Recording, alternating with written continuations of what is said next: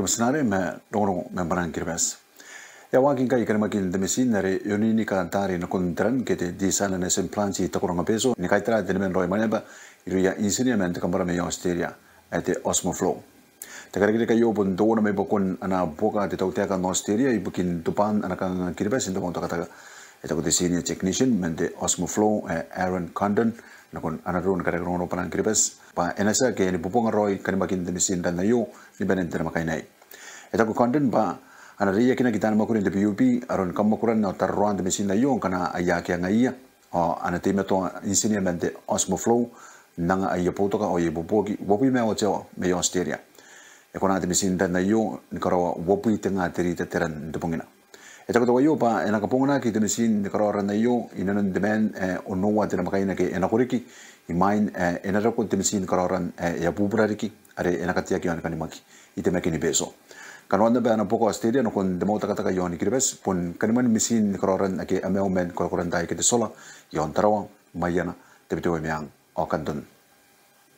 esa tu me to ani katikro ko kan ana klinik ya po o senna pa ana mesin kororan nare emel men de sola inani ka in konano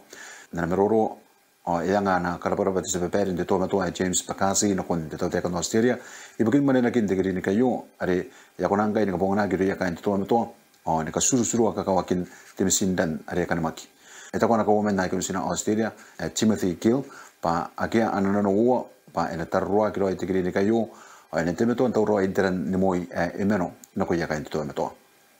esa de presidents na yapota ki roya yon Kiribati prima ka tekane ne de kinda pa ne kin de siro semilota moni pe mate pa de bonumi samusia rieta ta yon Kiribati pun de moni maneka ni kamerunga kin de pota kin kapowi yon Kiribati eta ko prima ka pa e ko wa pa ne kin de yi pun anawa ki tauta ka ni kanwa de pangpang te pa into tom ki de vacuum are emenang kai inanon de pota kin kapowi eta ko yo ba e kora anonime ki ron desiro ni karawan na makuri eta ko pirmaga ba akia anano wo pa i muin karawan na perita desiro ena kapenia kora na ni kameno ino meten de poda ki ko powi ni karenia teso esa tiare ke yo no to ani katikara wa koron na katibu ni me pui me suwan diriki ni mone pente ke yusi iya ki ndo kono pongana ko eta ko di wi ke ya kamno po yeremena ande no kono ron katikara no paran Kiribati pa karon de poda ki ntayane pun takan busumai meron tunaine meritas komeru tekato kapau ria ainen arai ke yayaki tekora ke iron mis arai ke arerinda kasi kosus tekato kapau kano kestas o temeroro meron de meia tarena sispate etako kamau pa agabona ko ina pa ayapa yaine no ko yerua naron teropa tiripa depa tepokete te perononinga tekipa o desulu o de pe design mai sina yamanere agarke pon tuwana tanga isi bubua abu tetara o te tau pe meru irua rua bubua ni me pui tetara iruan de poda ki pon de meia metan win de paparo ono mane tan makurin de councilor tau teka o mesinare naro esa de bonomi nam pasta na nobis America isuva BC inde kinna pa asen mona ki meroro me tau teka ni Kiribati yon ana katanota de ko men president me America Kamala Harris ibugin katekin anobis America bo yon tarawa eta ko chone krobo na kon anaru na gara ngoro paran Kiribati pa esen busmaya ki katekin na nobis America yo iron de tau teka ni Kiribati eta ko krobo pa imin meroro na me militant de cabinet statement arangini busmaya aye yamayo eta ko yo pa ye yesim are enaro ko yon tarawa ibugin kagayan tapo are enakatia ki itembesi eta ko krobo pa ye yana kantaninga pa anakau ka yo bisa yo nderiki enaro ko ke wanga wopi metenua on korokorang kai yakamakuri ibugin kau kakina zizira kinana pa enakona anobis America yo ni karawa kina be de visa no America ke de use visa eta ko krobo pa ekona me ponina non taina kana airawa na rikin makuri job sa yo yon Kiribati esa president Stanis Mamau ni kaspo me anaminita Austria bukin Europe o Janaba Alexander Schallenberg i Vienna Austria ne meroro erikena tai president Stanis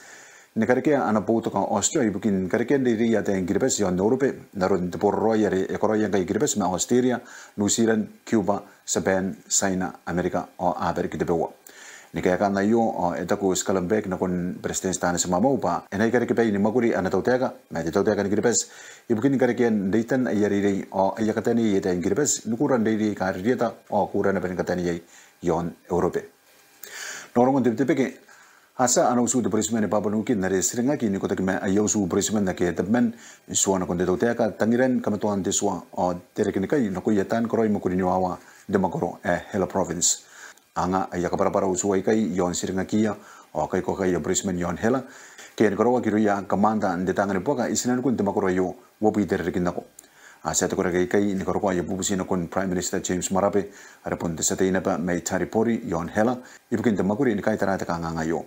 ataku usuai kai pa atemeto ndiria ki tan kana makinaki nakia de sas esen korowa kinakoya ataku de kora kai pa ya jeni korowa ki kasua and ka penene metoto naron de siringaki nakoya de kora ke asiringia Brisbane esa tu grupo re kai regiron de economy ni ko men Prime Minister for watu Ismail Kasakau de kinda pa etemeto nene ni meto maisia kaina dengang tande ena ka depena ko aran ana Prime Minister kain de cabinet nako de ngapong de kana mapong saksinga ye esa na betako one group are kai regiron de economy ni Prime Minister Bob Loftman ni ka meto ante kinda pa yai wangau ni woman ana tante merepotan maisia kain jau sente ni mangau ni woman me epon de meto na pa ni ka tananga re ke yeri ki kaina men te terare to wara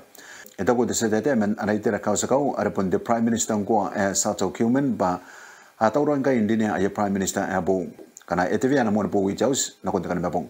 eta ko to wayo pa sena pa arun katanota ki minita me yeta po ka kokoro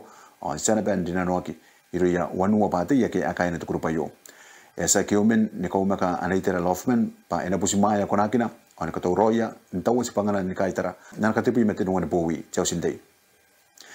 esa Australia nangana ki te kakameku imuin unin saina derbos are enang toro ya Amerika ni kamanangai anawani ki ban ka bakabom ake anakona no si po mai kama koriri nakoni makoro no Australia and Northern Territory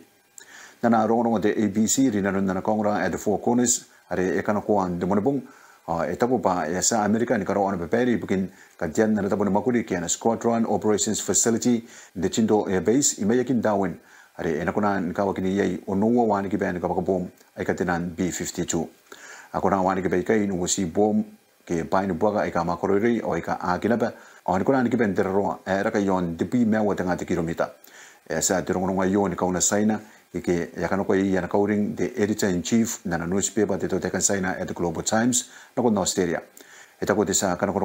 Husinjin pa enade Australia ni busmaya ta kangangari enade na ko ina mentawa kayo na rongorongo duwayo are ekatoka yon de chuira ay ta ko pa enarang ni prima gariki anamisara de PLA ay kantenan Dongfeng na ko yetenan B-52 bombers ita ko duwayo pa kana ekandigi Australia pa kuam bubura enade ni busmaya ta kanganga are enade kana ko ina rongorongo na ba asa Korea myang mayaki ni kakipay de wa ayamisara na kun merawa na kun metan wina pa ya iponi meranaya ekakipay na bisara myang ay ka wopi metenua inanon si tobongina ni ko takina ba ma doonare epaga era kayon onupi de kilomita ni merawan kawan Korea mayaki socho e manga kaya ka ke ni kaitra de wa ke Korea mayaki oni kakipay na wani ka ben boga ke akana ko idinua misara ay katinan air to ground missiles na konde sen merawari esen Korea ki meranaya imuina e manga kakipay ono wari ki ana misara Korea myang on de miyaki me debubua anakanoni kasi men anakasi ay kabubura asa woman anobisa American suana kon de CBS News pa asa anobisa mayita de tangani boka merusa meroro kinarun ningai are enakonan ka bongana yei bain boka ay ka makrori tetapon boka ke de battlefield yon Ukraine e kongo ke de CBS News pa yakira ki bokon de meroro wayo iron president Vladimir Putin eta ko White House may America pa erangin ko kurang kay daromena yon ka bongana ni bain boka ka makrori inanon de po de namakainan nako me eka susuru at White House pa akia te karigina esan doria iron rusa ni kakatoro ni kapongana ipain boka ay kama koroi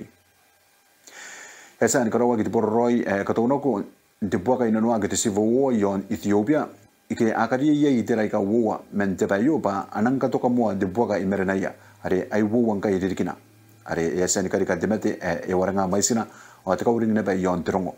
ito ko dipota kini rongorongo at the AFP pa yasa ay pota ki pen naberika at the African Union narana de borroy yo pa de ponga po ena kona de borroy merna de teka in Ethiopia o de tangani boka Magic Ray ni manga kariya ni kira kinta yan boka ito ko dipota kini ko konja na be de WHO pa ena kon dua pu ita de bo amata imyang Magic Ray ay ka akay na nuang kay de boka yon jamarake ena kon teka tin makuro ate men de makuro yo ay ka aro takin kay de bakitaya kita malnutrition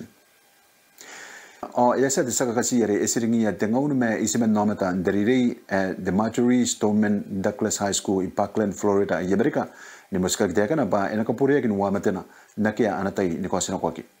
Akatay ba itana mo sin dermakai na enako ibukin de sakai tanate tangayo pa enakamaura ki mensuana etakamatiaki. Te bebeire are ekaunia yosu te koreka kiamate. Imai muskan dekana o angana ki mo ayatai usu ye te koreka kiamate ni pundi nano yanda no kawaki o nun iron de sakakasi yo. Ekunia kini pure de sakakasi yo inon okitoba terkenako de makurin sirio matare ekoroya mo watanga te primawanwa. Toro bwanan Kiribati.